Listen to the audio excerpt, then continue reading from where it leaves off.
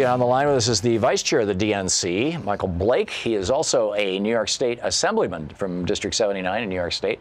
Democrats.org is the website, and you can tweet him at Mr. MR, Mike Blake. Michael Blake, welcome to the program.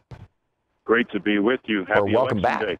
Thank you. Yeah, happy Election Day. So what's the news? And you know, obviously, get out and vote right now. But beyond that, what's going on? I mean, you could probably play that over and over again for everyody. Yeah, I'm doing it all day. Trust me. we feel good. I mean, there's no lie. I was with President Obama for close to 7 years. I was in Iowa for 08. I was in the general election 08. I was in 12. You know what I've seen across the country, not just today, where I'm in Illinois right now before I fly back home to New York. I was campaigning with Lauren Underwood, who we feel very confident will be elected to Congress tonight. We were in Milwaukee yesterday, campaigning for Tony Evers and Mandela Barnes. Early voting has just been historic turnouts everywhere. We feel very confident that by the end of tonight, not only we're going to get the House back, I feel very confident about the Senate. I feel there's going to be a lot of flips when it comes to governor races and state legislative races. Because people are really clear that they're ready to vote for something, not just against something. Yeah. We now know that 340,123 people, or 132 people, I guess it is, in the state of Georgia were removed from the voting rolls by Brian Kemp in the last year, who still live in the state, who have not moved. This has been confirmed through a federal lawsuit and through one of the nation's top direct marketing companies that looked at the list after Brian Kemp had to give it up in that lawsuit from BBC reporter Greg Palast. And then, so those people, they don't even know they've been purged. They're going to show up at the polls and be given a provisional ballot. And the guy who decides whether provisional ballots are counted is, guess who? Brian Kemp. What do we do about this?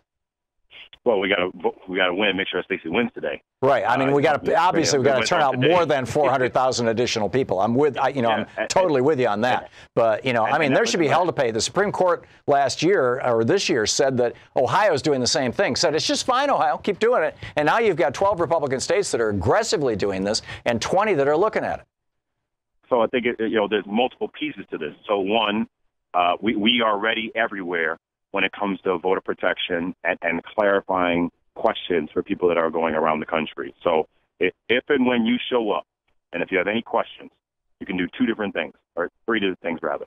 iwillvote.com is a website we created so that you can find out exactly where to go vote and what information you need when you go vote. If you have questions, you can text the word question to 43367. Again, text the word question to 43367, or call 833-336-8683. Again, 833-336-8683.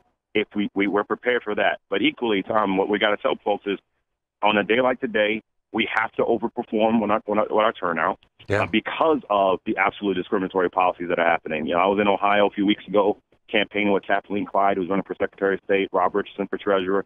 About 1 million people being taken off the list in Ohio.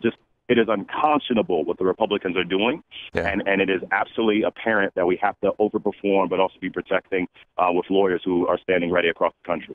Yeah. Over at Daily Kos, they're reporting in Detroit, early voters were turned away due to missing voting machines. No idea if those voters will have a chance to return and vote. In Indiana, the voting machines were not plugged in. There was only one volunteer. In Arizona, 3 polling places are currently down. The building was foreclosed overnight. In Gwinnett County, 3 different precincts now have been forced to use paper ballots because their technical problems have shut things down, which is leading to hundreds of voters stuck in line for hours. Elsewhere in Atlanta, quote, hundreds of voters stand in line for hours this morning at the Southwest Atlanta polling place. Only 3 voting machines for thousands of people. And some New York City precincts are suffering from broken scanners and other technical problems. The one thing that's in common with all of these, they're all in minority areas. What the hell is going on in this country? There's no question about it. Look, I'm on the ballot today, and we feel confident we'll get reelected as well. But even in our district, we had scanners that were down. Multiple parts throughout the Bronx. They'd immediately send lawyers and teams out to that. There was one site in the northern part of the Bronx where 7 out of the 8 machines were not working. I mean, it is, again, absurd and ridiculous.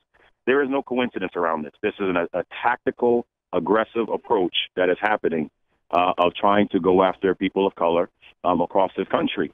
And so the only way that you turn this around is by winning and putting people in these seats for Secretary of State, especially for state legislators, for governor seats, all these different aspects, in order for us to right the wrongs of what we're seeing. You think about in Florida, where we've seen the nonsense over the last few weeks, and what we are very confident about Andrew Gillum and Bill Nelson up and down the ticket.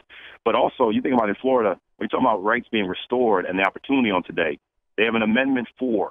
There's 60% of people vote in favor of it. You know, more than 1 million people that are formerly incarcerated will get their rights restored in Florida. You know, there's an opportunity to change the game, and so we cannot allow the fear that is happening from the Republican side to prevail. Yeah, amen.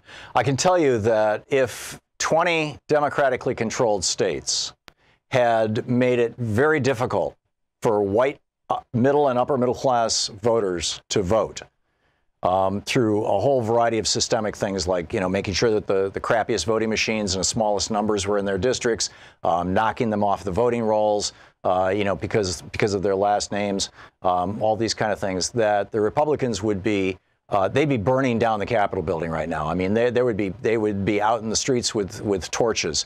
They would be screaming and yelling to high heaven, and they would be on the nightly news every single night. I sure hope, sir, as #2 guy in the Democratic Party, that you can light a fire under your colleagues. This not only would be good politics, frankly, and I remember back 13 years ago, sitting in a meeting with 7 Democratic senators where we brought up this issue, a couple of talk show hosts, me and Randy Rhodes and a couple of other people. And we were told explicitly by a Democratic senator, speaking on behalf of the group, we're not going to talk about that because it causes people to think that their vote won't be counted, so we don't want to make this a public issue. We're going to try and fight this in the background. And nothing happened. And it's been 12, 13 years since I had that conversation with those senators. And you know, we just need to torch this thing. I mean, we need to light it on fire, sir. Well, we've been very clear. You know, I'm doing media all day across the country to convey that we're not going to sit silent. We're going to push back. We're going to fight back. And we're going to promote iwillvote.com. We're going to win tonight. But in the midst of that winning, it's about standing up and saying we're going to protect people's rights. And it's about turnout. I mean, you know, you've got the Secretary of State in Colorado running for re-election, and he just purged 500,000 people off the voting rolls in Colorado. So we've got to overperform, which means if you're thinking about voting, vote! So, Michael Blake, DNC Vice Chair. Thank you, Michael.